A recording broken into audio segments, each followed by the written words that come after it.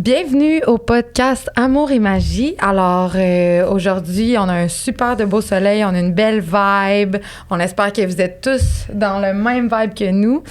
Alors, on va parler de spiritualité et d'amour de soi comme d'habitude, mais je vous laisse avec Rox pour présenter notre fabuleuse invitée aujourd'hui. Aujourd'hui, c'est le sujet que j'avais vraiment le plus hâte de traiter. Notre invitée, elle est belle, inside and out, et puis elle fait quelque chose, elle apporte quelque chose aux gens qui est vraiment spécial, qui est vraiment recherché aussi. Puis, avant de vous dire tout de suite qui elle est, je vous informe que même dans la revue de Storm, j'ai trouvé un article sur son sujet. Du Strom Spa? Du Strom Spa, oui. On fait pas une pub pour le Strom Spa, mais ben, si vous voulez y aller, c'est parfait. Mais il y a vraiment un article sur ce qu'elle fait, d'ailleurs, dans cette revue-là. Et je vous présente ici Eve Manifesting avec nous. Elle est accompagnante grâce à des substances psychédéliques connues sous le nom de champignons magiques. Et elle accompagne des gens dans leur développement, dans leur auto-guérison, dans leur recherche, dans leur exploration. Elle est avec nous, je vous la présente. Voici Eve Manifesting. Bonjour, Eve. Bonjour, merci de m'avoir invitée. C'est un honneur de participer aujourd'hui puis de vous parler un peu de ma passion. Alors, on pourrait te qualifier de trip-sitter? Oui, trip-sitter, c'est une expression qu'on connaît, qui est difficile à traduire en français, mais je qualifierais ce que je fais un peu plus que du trip-sitting, parce que du trip-sitting, on voit comme le moment où la personne prend une substance puis il y a quelqu'un qui l'accompagne, mais mon travail va vraiment au-delà de ça. Parce que je fais vraiment des rencontres de préparation puis d'intégration par la suite. Fait que c'est du trip-sitting extra, je pourrais dire. Bien, c'était vraiment un sujet chaud aussi, c'est pour ça qu'on voulait en parler. Moi, j'avais super hâte de parler de ça parce que aujourd'hui, tu sais, je trouve que c'est trending là, parce que tout le monde découvre les psychédéliques, puis on se pitch un peu partout là-dedans. Fait que c'est pas juste le fait de dire je prends du champignon pour triper à soir, mais tu sais, c'est d'avoir une intention dans le fond. C'est quoi? C'est ça. On est là dans notre disclaimer. On n'est pas ici à la promotion des drogues. Oui. On est vraiment dans comprendre qu'est-ce que c'est ce soin-là, à quoi il sert, qu'est-ce qu'il fait dans notre corps. Puis on est aussi très près des substances naturelles ici. Mm-hmm. Et donc, Eve, à quoi ressemble une séance avec toi, un accompagnement? Bien, en fait, mon travail se divise comme en deux parties. Il y a une partie où je fais vraiment du counseling, du coaching, parce que, tu sais, vous avez sûrement vu, là, maintenant, sur le marché, sur Internet, tout ça, il est vraiment facile de se procurer, entre autres, des microdoses. Ouais. Fait que les gens voient ça, ils en entendent parler, c'est beaucoup dans les médias, des articles à la télévision, mais ils savent pas c'est quoi, les milligrammes, les sortes. Fait que les gens peuvent me contacter pour que je les conseille, je leur explique qu'est-ce que c'est, les précautions à prendre, les protocoles, tout ça. Fait que ça, c'est un aspect de mon travail. Oui. Mais l'aspect principal, c'est que je fais des accompagnements, des gens qui font, des expériences en profondeur. Alors, une session, ça ressemble à des rencontres en personne pour vraiment parce que dans ce travail-là d'accompagnement, la chose la plus importante, c'est vraiment la relation de confiance. C'est que la personne puisse se détendre dans son expérience puis être vraiment dans un safe place, tu sais. Fait que c'est important d'établir notre lien. Puis la personne se présente chez moi. Souvent, les sessions sont 2 jours. Et puis, c'est ça, on se fait un petit rituel d'ouverture. Puis, tu sais, l'endroit est vraiment aménagé pour ça, vraiment confortable. Et puis, c'est ça, la personne amène sa substance. Puis moi, je l'accompagne pendant son voyage. J'interviens quand même le moins possible parce que je suis pas chamane, je suis vraiment accompagnante. C'est vraiment le chaman, c'est le champignon magique, en fait. Fait qu'on recherche un aspect sécuritaire dans toute l'expérience. Sécuritaire puis confortable. En fait, moi, mon travail, c'est un peu le set and setting. C'est une expression qu'on voit beaucoup aussi quand on parle des psychédéliques. Oui. Fait que c'est comme une bonne préparation mentale, le bon mindset, puis le bon setting, le bon environnement. Parce que toutes les bad trips qu'on entend, tu sais, qui font vraiment peur, le fameux bad trip, c'est souvent ça. On est mal préparé psychologiquement, émotionnellement, puis qu'on n'est pas dans le bon setting. Pas l'outillage, pas les bonnes personnes non plus. Hein, oui, puis pas le bon environnement. L'environnement change beaucoup, tu sais, la façon qu'on va pouvoir accueillir l'expérience. Fait que, puis on a énormément de croyances aussi sur tout ce qui est l'expérience tant qu'on l'a pas vécu. Puis, tu sais, il y a on entend des histoires d'ayahuasca. Moi, j'en ai personnellement aussi des histoires d'ayahuasca. Puis là, on n'est pas là. On est vraiment dans un certain confort, dans l'accueil de cette expérience-là que tu proposes. Oui, totalement. Puis quand les gens arrivent chez moi, je leur dis, tu sais, ici, tout est bienvenu. Tu sais, si tu veux te coucher en boule en dessous d'une couverte pendant des heures ou que tu as besoin de crier puis de pleurer ou de rire, tout est bienvenu. Fait que c'est vraiment de leur donner l'espace à leur expérience parce que souvent, ce qui se passe dans une session, c'est que les premières heures, il y a beaucoup de libération qui se crée. Puis c'est comme je dis souvent, si la personne arrive avec le verre plein, la médecine ne pourra pas y apporter quelque chose, lui apporter un enseignement, un cadeau, un teaching. Fait que souvent, la tasse va se vider un peu. Fait qu'il y a des choses qui vont se libérer en pleurant, en riant. Des fois, on est agité. Des fois, non aussi. Fait que là, c'est ça. Il y a de la libération qui se crée. Puis après ça, l'expérience, là, la médecine apporte comme un teaching, un enseignement, un cadeau, comme j'aime appeler. Fait que je suis juste là, je tiens l'espace, je fais des petits chants, je prépare une playlist personnalisée. Puis là, dans la descente, souvent, on va parler un peu, puis j'offre un repas pour vraiment bien redescendre, pour vraiment retrouver la base. Puis des fois, j'accueille les personnes aussi à dormir, comme ça, ils peuvent vraiment se détendre après l'expérience sans avoir pensé à je prends mon auto. Ouais. Fait que c'est vraiment de pouvoir se couler dans l'expérience. J'imagine que le chemin, les expériences avec les psychédéliques, notamment, là, comme on en a parlé, le Magic Mushroom, c'est quelque chose qui t'a aidé toi-même aussi dans ton cheminement. Évidemment. Pour le partager. Ben, en fait, mon chemin a été un peu sinueux. Quand j'étais adolescente, j'étais vraiment polytoxicomane. Tu sais, j'utilisais toutes sortes de substances vraiment pour patcher le malaise, puis un peu, tu sais, dans la fuite. Puis grâce à une super thérapie, puis quelques années d'abstinence, je suis revenue au psychédélique avec une autre approche de vraiment plus de healing, puis de connaissance de soi. Puis c'est ça. C'est sûr que c'est à travers mon processus que j'ai vu la beauté de ces outils-là, puis c'est ça qui m'a donné envie de le partager. Exact, c'est clair. C'est clair. Puis moi, j'aimerais ça qu'on parle un peu des mauvaises expériences, parce que, tu sais, dans la culture populaire, justement, tu sais, comme Rox, pourrais-tu expliquer ta mauvaise expérience avec... Bien, ma mauvaise expérience, tu sais, est-ce qu'on peut dire que c'est nécessairement une mauvaise expérience? Oui puis non. C'est quelque chose qui m'a définitivement transformée. Par contre, c'est sûr que j'étais en lacune, sans vraiment venir dans les détails. Moi, j'ai été très curieuse des expériences par l'ayahuasca, mais toutes les substances naturelles, psychédéliques, transformatoires m'attiraient. Mais je suis quand même allée au Pérou vraiment vivre l'expérience ayahuasca. Puis, il y a eu vraiment, je pense, un manque d'encadrement, un manque de compréhension de ma part, de savoir où j'allais, vers, tu sais, qu'est-ce que j'allais vivre. Puis ça fait que ça laisse une marque indélébile quand même sur cette expérience-là. Je pense, tu sais, quelqu'un que j'aime, je vais pas nécessairement le jeter dans l'expérience ayahuasca, va au Pérou. Tout seul, on jeûne, go. Je pense que c'est très déstabilisant à tous les niveaux. Puis ce que j'ai l'impression, justement, avec ce que tu offres, c'est qu'on a une approche un petit peu plus douce, un petit peu plus intégrative, accessible aussi.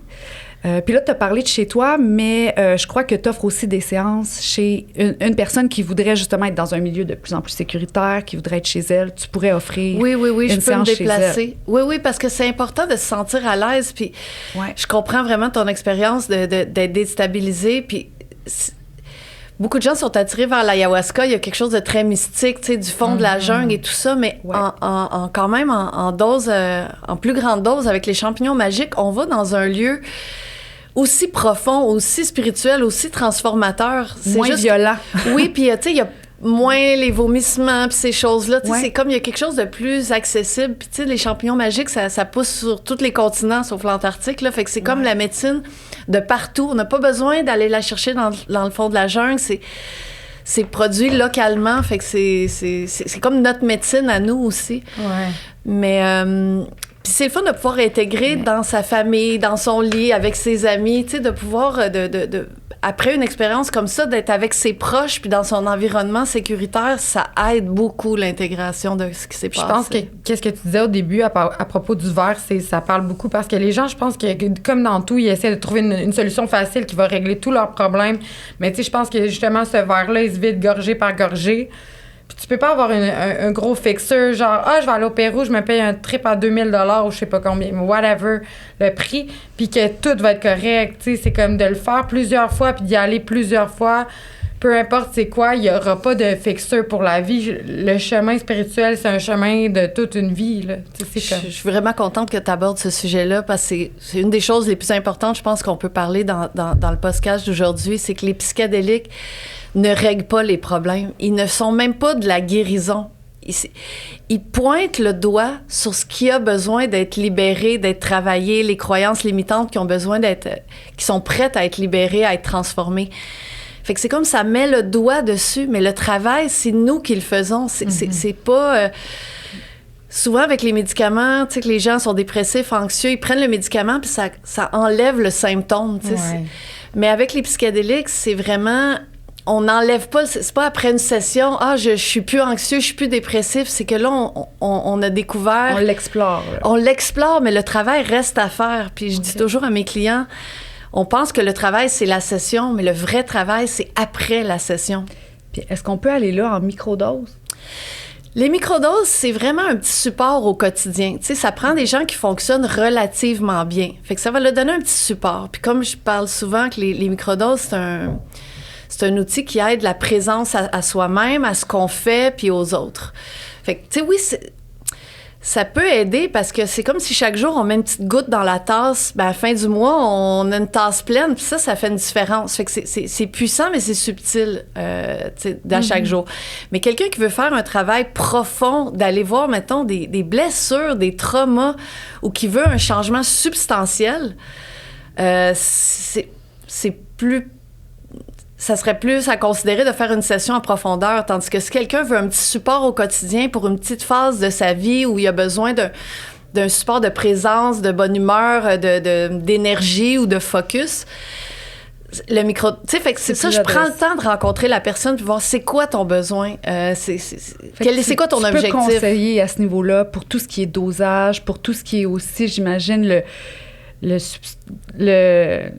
vecteur, parce qu'il existe plusieurs façons de le consommer, soit en huile, soit en gouttes, soit en chocolat. Ben oui. You know? Fait que ça, là-dedans, tu pourrais nous guider aussi là, pour choisir le bon dosage, puis Oui, en fait, moi, je suis pas médecin, puis je peux pas recommander un dosage, prends ci, prends ça, tout ça. Fait que c'est très délicat.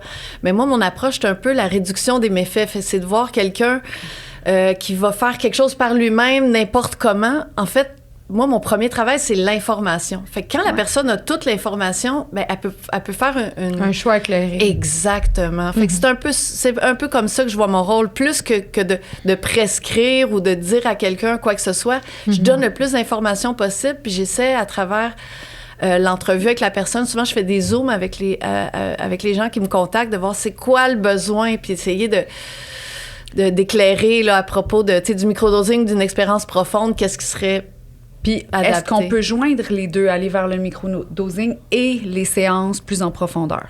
C'est une bonne question aussi. Les gens pensent qu'avant une expérience en profondeur, il faut qu'il y ait le microdosing, ou que pour faire du microdosing, il faut qu'il y ait une expérience profonde. Mais non. Un n'empêche pas l'autre. Puis les deux chemins peuvent être bons, puis ils peuvent être mis ensemble aussi. Dans le sens où quelqu'un aurait une expérience profonde. Comme moi, j'accompagne 3 sessions à chaque personne. Et puis si la personne, elle veut rester en lien avec la médecine, tu sais, comme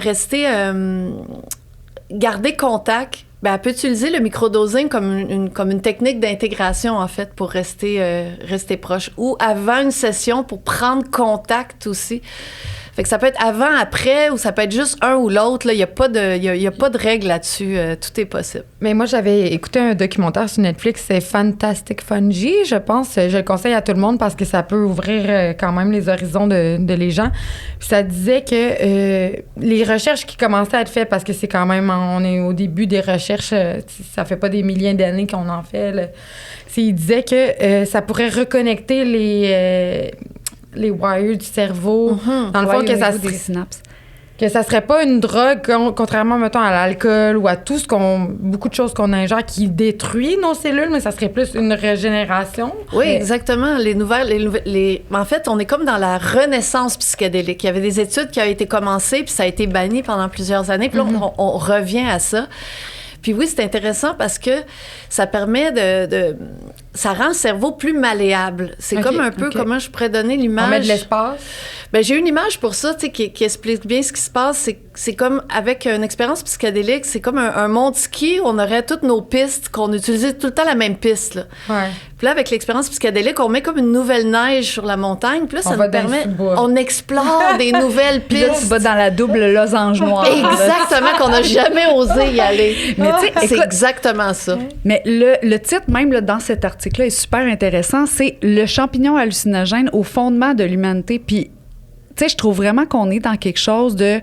On vient chercher dans nos racines de tout ce qui est, tu sais. Puis toi, c'est vraiment ta substance de prédilection, si je comprends. Oui, parce que c'est tellement sécuritaire, ça a toutes les qualités, puis ça peut être très profond. Mais il y en a d'autres intéressantes, là.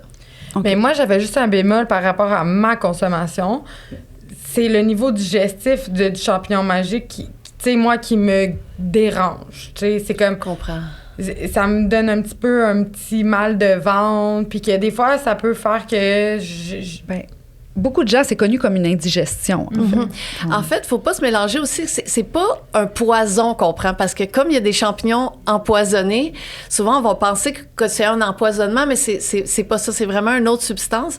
Mais il y a des façons de faciliter.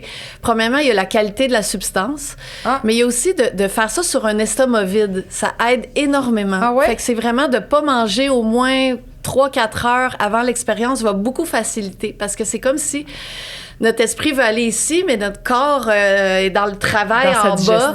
Fait que là, c'est pas évident aussi. Il y a d'autres trucs aussi, tu sais, le gingembre, ou même de mettre ces champignons dans le jus de citron. Ce qu'ils appellent le lemon... C'est pas le lemon stack. Mais c'est une extraction. Non, c'est ça. On met juste nos champignons dans le jus de citron. Puis ça fait un peu comme les acides gastriques, ça va prédigérer. OK. Ça va transformer déjà la psilocybine en psilocine. Puis dans le fond, ce qui rentre dans notre système, c'est pas la psilocybine, c'est la psilocine. Fait que là, en faisant le travail qui se ferait dans l'intestin, dans un petit verre de jus de citron, on le prend. Puis là, il est déjà comme décomposé, il est déjà digéré. Puis là, l'expérience va commencer en 5-10 minutes au lieu de 40. OK. Fait qu'il y a plein de petits trucs comme ça, tu sais, qui peuvent faciliter si la personne a des problèmes par rapport à la digestion. Que toi, t'es là aussi pour ça. C'est ben ouais. Toutes ces choses-là. C'est sûr. C'est pour ça que t'es là pour... T'as une toilette chez vous, dans le sens. Mais c'est comme elle disait, c'est pas non plus... Le but, c'est pas de vomir. Tu sais, c'est ça. C'est ça, mais tu sais, comme dans n'importe quelle tout consommation, le corps peut réagir, tout est là. Puis, oui, vraiment. Puis de l'accueillir, c'est une bonne chose aussi. Exactement. Les personnes, des fois, j'ai vu qu'en criant, en crachant, tu sais, il y a des libérations, là, il y a des gens qui tremblent, il y a des gens qui vont avoir un peu de shaking, des spasmes. Chaque corps a des... Tu sais, un peu nos traumas, nos expériences sont enregistrées dans nos cellules. Puis là, le corps utilise un moyen pour les libérer. Puis si c'est de vomir, c'est de vomir. Si c'est d'aller pisser 25 fois dans la session, tu sais, tout le monde est différent. C'est vraiment beau de voir comment on l'intelligence de chaque corps qui prend un chemin différent. J'aime ça, l'intelligence du corps, parce que c'est cette libération-là par le corps que, possiblement par les mots, par d'autres véhicules, on n'a pas réussi à libérer. Puis là, ben, coudonc, le bras, il te jamme de même jusqu'à temps que ça sorte. Exact. Ça fait beaucoup de sens pour moi, cette approche-là. J'aime beaucoup ça. J'avais envie de te parler aussi de... Parce qu'on entend ce mot-là incessamment, la DMT. Est-ce qu'il y a la sécrétion de DMT parce qu'on prend la psilocybine?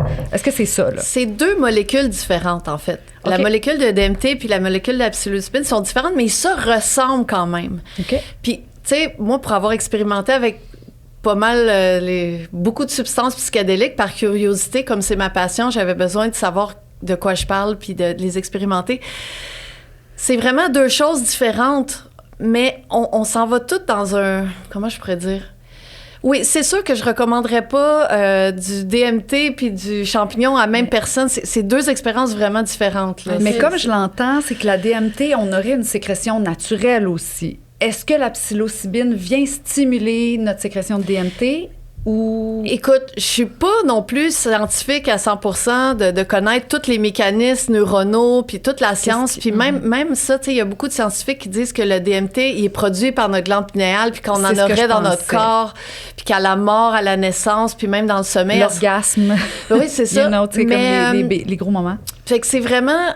On a des récepteurs, pour le cannabis, pour le DMT, pour le champignon magique, mais on pourrait pas dire que la psilocybine puis le DMT, c'est la même substance. Là. C'est pas... Ou qu'un active l'autre, là, c'est vraiment deux mondes différents, mais c'est sûr qu'ils ont c'est deux psychédéliques classiques, mais c'est ça. Et la MDMA, ça serait un autre. La MDMA... Certains la classent comme un psychédélique, beaucoup d'autres non. Tu sais, dans les recherches, quand on voit MAPS, maintenant, il y a des gens qui reçoivent l'autorisation pour faire ces thérapies-là, fait qu'elle est rentrée dans les psychédéliques.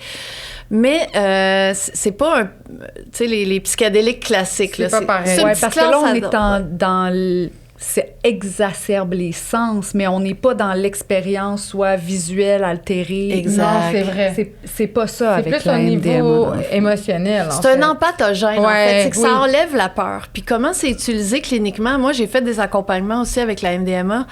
Ce qui est beau, c'est qu'on peut parler de nos traumas, des choses qui ont été difficiles pour nous, mais sans l'angle de la peur, sans le souvenir, sans la terreur ou l'angoisse que l'expérience nous apporte. Fait que ça nous amène à amener de l'empathie sur nous-mêmes, sur notre expérience.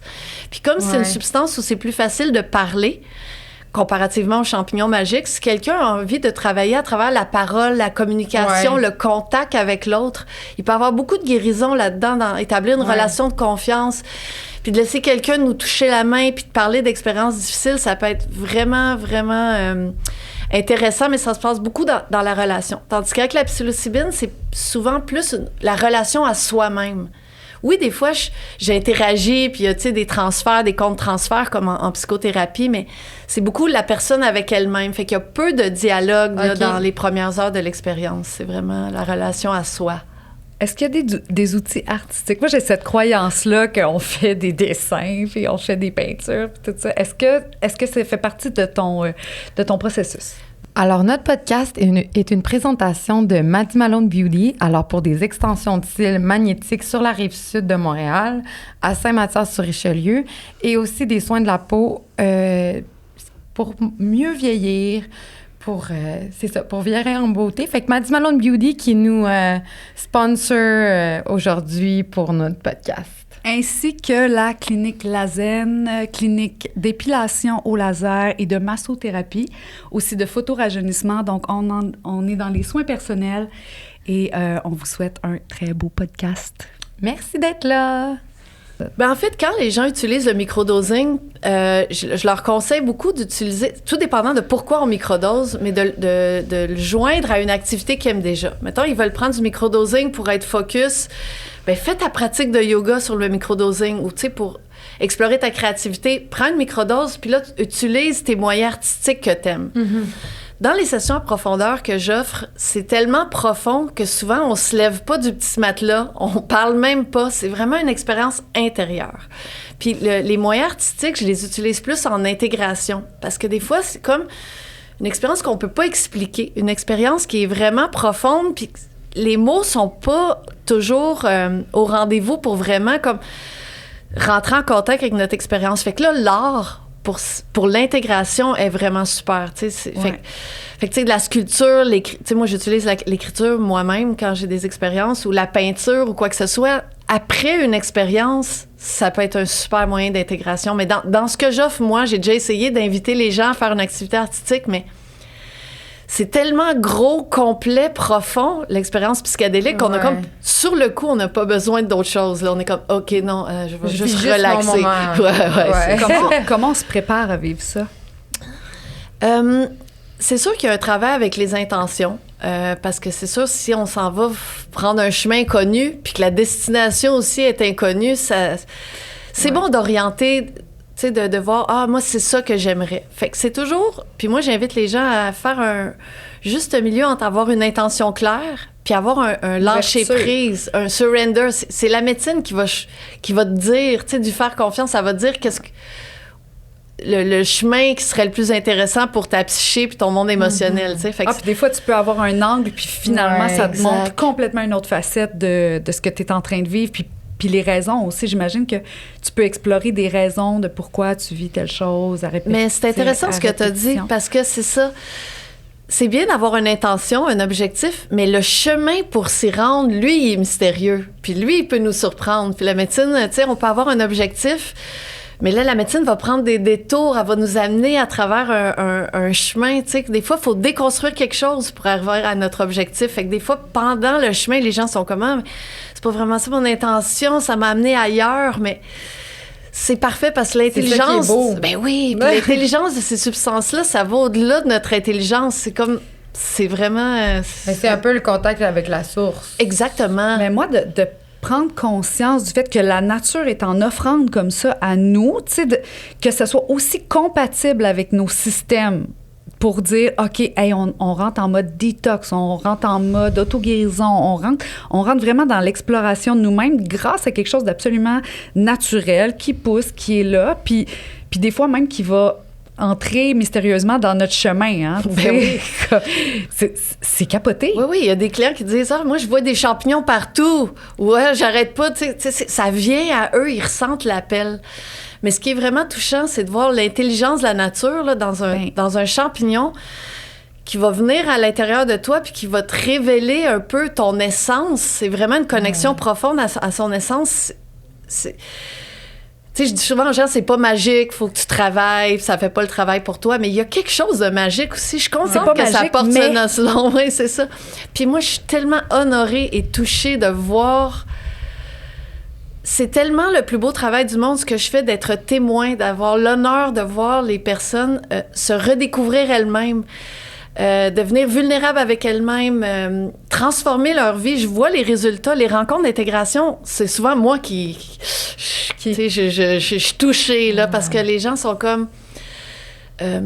ils prennent ce qui s'est passé dans la session puis ils transforment leur vie pour vrai. Leur qualité de vie augmente pour vrai là, dans leur relation à eux-mêmes, dans leur quotidien, puisque c'est vraiment un privilège.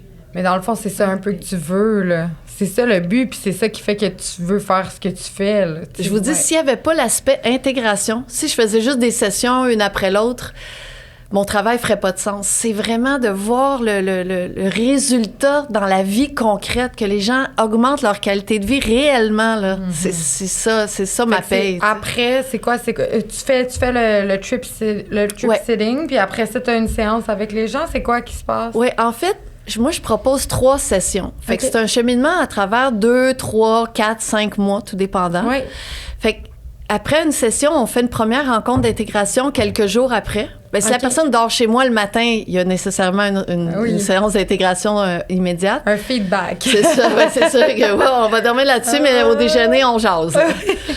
Puis 2-3 jours après, on a une rencontre. Puis après, j'ai une rencontre régulière à chaque semaine jusqu'à la 2e session.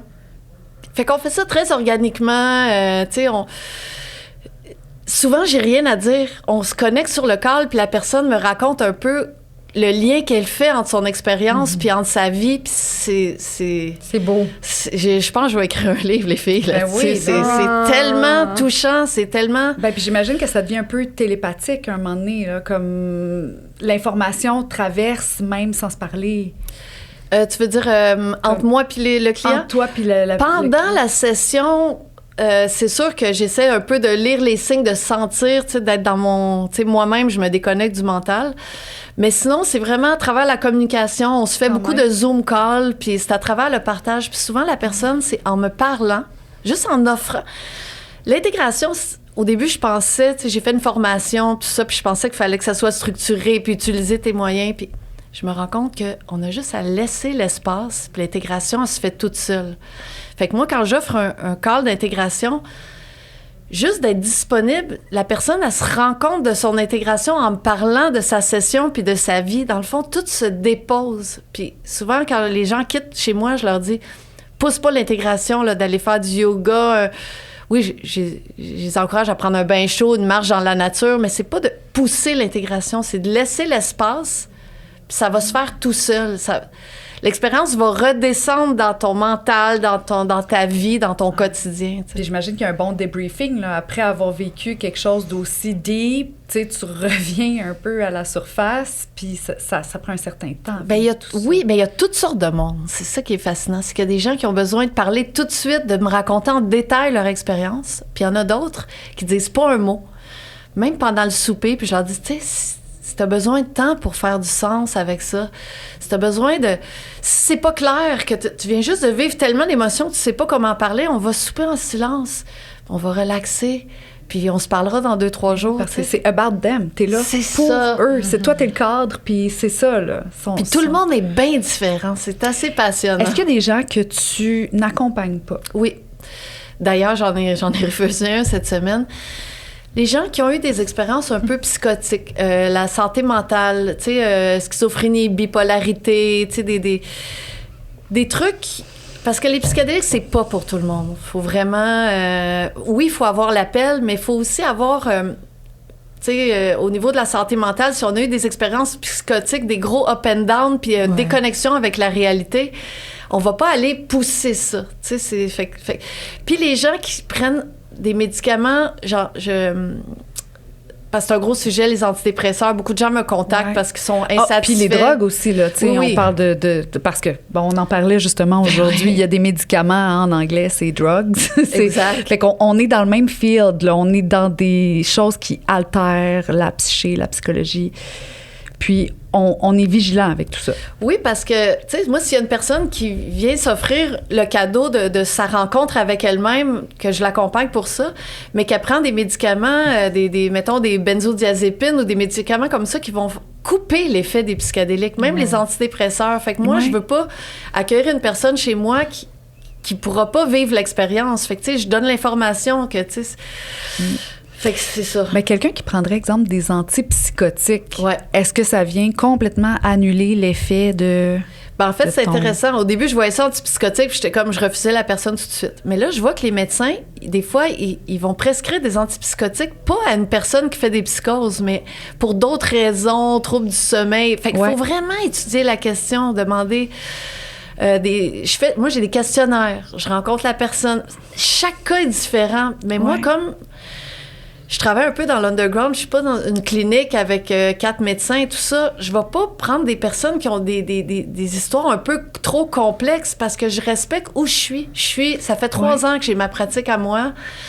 Puis s'il y a des affaires trop complexes, ben c'est pas pour moi. Puis c'est d'avoir l'humilité de dire je suis peut-être pas la personne pour t'accompagner parce que je suis peut-être pas l'experte en toutes ces choses-là. Puis le chevauchement des substances, je pense que c'est encore un mystère, même pour les psychiatres habitués avec tout ça. Là. Il y a beaucoup d'erreurs médicales déjà dans Absolument. Fait que, c'est juste intelligent d'être vigilant avec ça. Reste que tu as un bel outil. Tu as un très bel outil entre les mains. Là.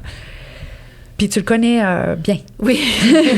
Bien, c'est ça, c'est que toutes nos expériences de vie, tu sais, puis plus on prend de l'âge, on se rend compte que tout ce qu'on a fait dans la vie sert finalement. Tu sais, moi, j'ai un bac en travail social, j'ai beaucoup voyagé, j'ai eu mes difficultés personnelles, j'ai expérimenté avec les psychédéliques.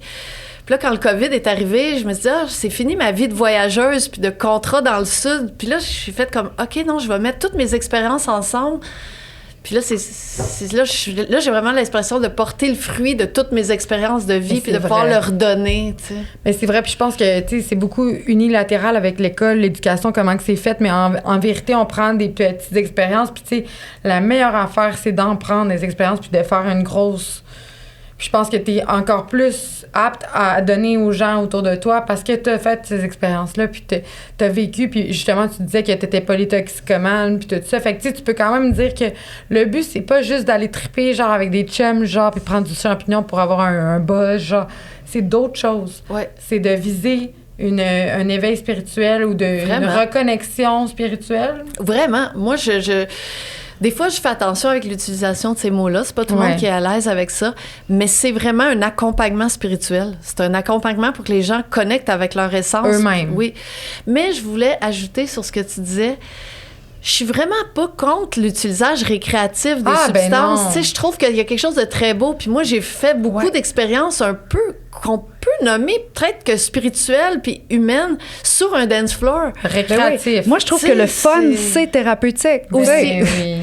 Puis de sentir la tribu, puis de sentir l'unité, puis de sentir les fréquences de la musique, puis l'influence que ça a sur nous quand on est sur ces Oui. substances-là. On sent la... Ben, c'est une sensibilité qui est là, C'est ça. qui est exacerbée, en fait, qui est là dans notre quotidien quand Exact. même. Mais le problème avec ça, c'est pas de dire que d'une manière récréative, justement, le mot drogue fait beaucoup peur aux gens parce que les gens font pas la distinction entre le fait de le récréatif, le spirituel. Les gens vont toujours aller vers la personne qui a des problèmes fonctionnels par rapport à sa consommation. Mais Ce qui est un faible pourcentage de les gens.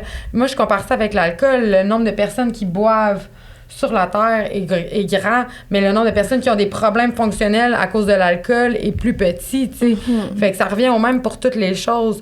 Tu sais, si t'as une compulsion, non, vas-y pas. Puis si tu rentres pas travailler, puis t'as des problèmes relationnels, puis tu te chicanes avec tes conjoints, puis tes amis, puis tout ça parce que t'as consommé ou whatever, mais là, ça te convient pas. Mais si une journée, tu t'es fait du fun à danser avec... Mais tu sais, pour moi, là, une substance qui altère notre état de conscience, c'est une drogue au moment où on le consomme pas en conscience, justement.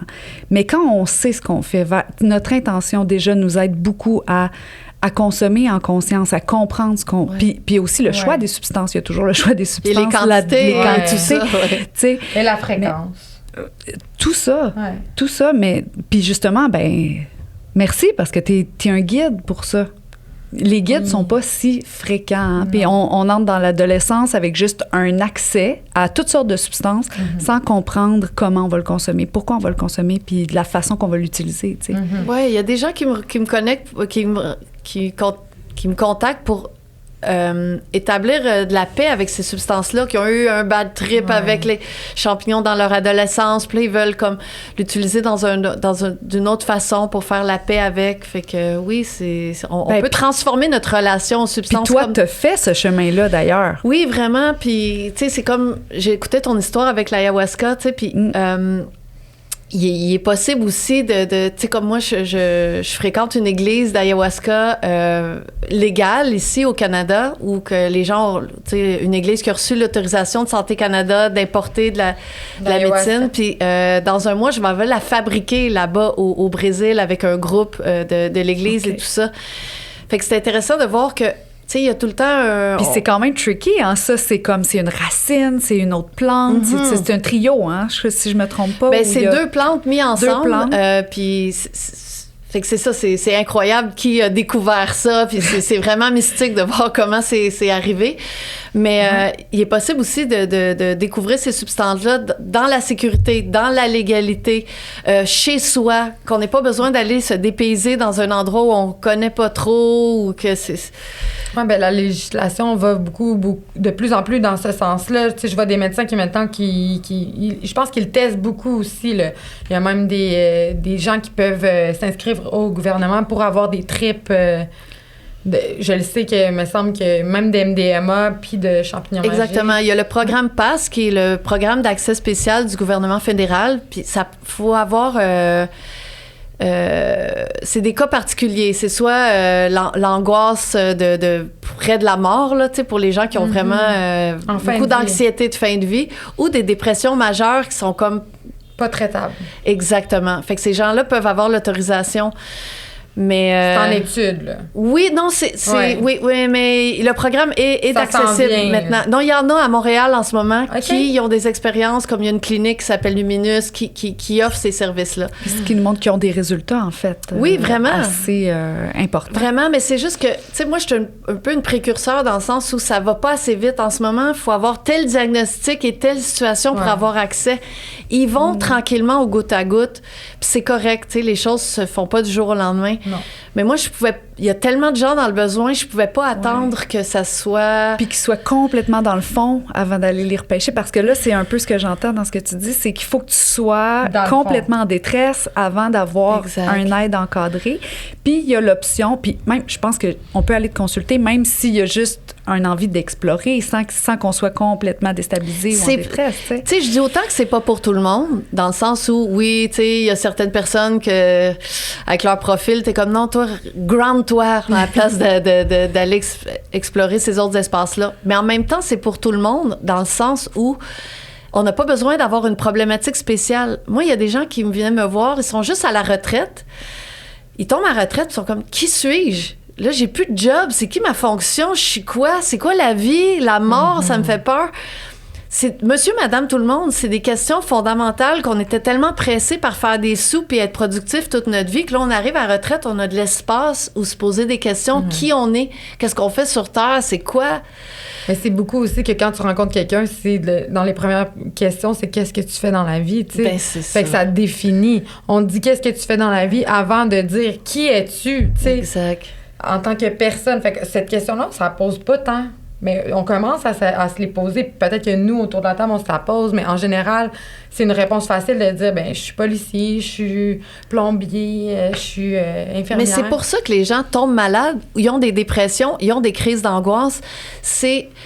En fait, c'est tous des trucs souffrants, puis je veux pas dire que wow, c'est beau, mais ces crises-là de vie, c'est des vecteurs à se poser des questions plus profondes, tu sais. Fait que si c'est bien utilisé, on utilise bien notre crise existentielle, notre maladie, mais ça peut être... c'est des points d'émergence, là. Fait que les gens viennent me voir souvent dans des périodes un peu difficiles, mais si... il est pas trop tard, parce que des fois, si les gens sont rendus vraiment, vraiment deep, là, je me sens pas outillée, là, mais tu sais... Est-ce que tu vois les résultats par rapport à ça? Ben, je peux pas dire, si vous avez une maladie, venez me voir et ça va vous guérir, là. C'est pas ça. Mais si les gens ont l'appel d'utiliser cet outil-là, puis qu'ils sont dans une période de remise en question, de questionnement, de chercher qui ils sont, d'être redirigés, c'est sûr que je pense que c'est plus efficace qu'une tireuse de cartes. Rien pour dire, j'adore les tarots, puis je me tire moi-même.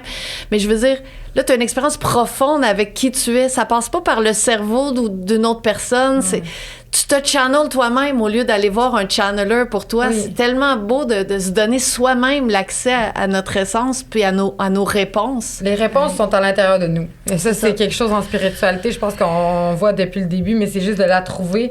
Fait que là, toi, tu facilites la réponse intérieure, c'est ça. Ben, c'est ça. J'ai appelé mon service, j'ai appelé ça, tu sais, ça porte mon nom, Eve Manifesting. Ouais. D'ailleurs, tu sais, mon site va être rénové bientôt, puis je vais donner mais là, beaucoup Moi, je te le dis tout de suite, j'ai le goût d'aller en séance avec toi. Là.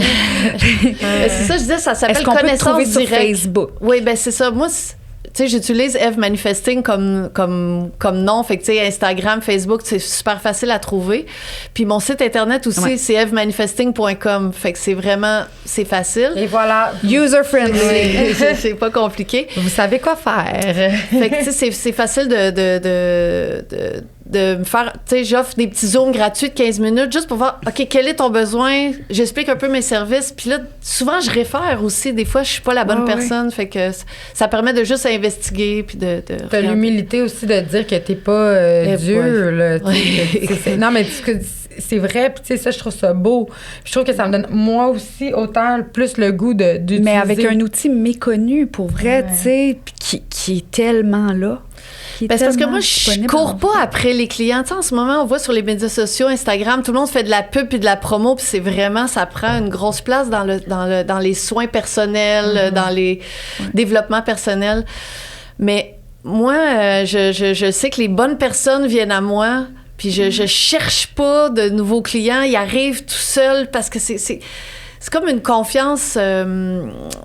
des synchronicités, c'est comme une confiance élargie que si quelqu'un résonne avec ma fréquence, il va me trouver. J'ai pas besoin de pousser. Ben, on est dans la non-résistance encore, comme on parlait dans différents podcasts que vous pouvez aller voir aussi sur le Tantra avec Gabriel Michaud. On disait un peu la même chose, c'est d'être dans la réception puis pas dans le go-getter. Puis exact. C'est notre manière de vivre en ce moment est très, très... Let's go, on va chercher tout, mais tu sais, c'est un peu agressif, tu sais.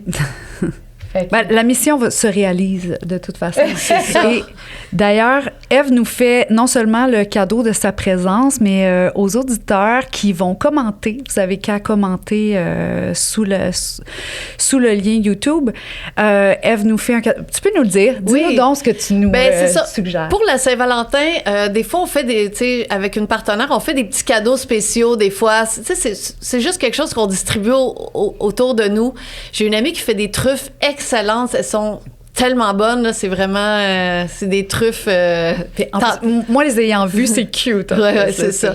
Mais on a mis une petite double microdose dedans. Ce qui permet de tu sais, en les coupant en deux, c'est une petite dose de microdose, fait que ça permet d'avoir, tu sais, on les fait pour la Saint-Valentin, mais là, ça fait une occasion aussi d'être dans la présence, peut-être avec notre partenaire, ou même avec nous-mêmes, si on est célibataire, on se fait un petit cadeau. Mais là, on prend-tu le chocolat au complet dans ce temps-là, ou on le split quand même? Ça, consultez-moi si vous voulez avoir des détails, parce qu'une microdose simple et une microdose double, il faut choisir son moment. Une microdose simple, c'est bon pour focusser pour la journée normale. Microdose double, c'est quand on a du temps pour soi, pour vraiment profiter. Fait que... ne pas aller opérer de la machinerie lourde. C'est ça. C'est fait pour aller marcher avec ton chien dans le bois ou flatter ton chum dans le... C'est ça. Fait que on prépare des petites boîtes avec 6 petites truffes dedans. Fait que ceux qui commandent vont pouvoir avoir la chance de gagner ce petite boîte-là. Oui. Pour gagner, écrivez votre région et nous, on vous envoie ça gracieusement par la poste si vous êtes notre gagnant au hasard. Oui, vous êtes chanceux parce qu'il n'y en a vraiment pas beaucoup. Comme je vous dis, on fait juste ça autour de nous pour notre petite communauté, mais là, vous allez avoir un petit taste de nos goodies. Ce qui nous fait, t'as dit, c'est 6 truffes. Oui. Et donc, ça vous fait 12 Exactement. 12 microdoses. Fait que, tu sais, t'en as pour un mois de microdosing, là. Tu sais, si on microdose un jour sur 2, un jour sur 3. En plus de manger de chocolat. Ouais, puis c'est une petite boîte toute cute. Fait que c'est comme, c'est un petit cadeau à soi ou à notre être aimé. Fait que, ouais. Wow. Ben, merci. Ça fait plaisir. Merci beaucoup. Puis Merci. On va te retrouver sur les réseaux sociaux. Puis on est vraiment content de t'avoir reçu aujourd'hui. Sérieusement, c'était full enrichissant comme podcast. Ouais. Fait qu'on espère que tout le monde a aimé ça aussi. Merci d'être venu à Amour et Magie. Merci. Manifesting. Yeah. Merci beaucoup. Bye bye. Bye bye.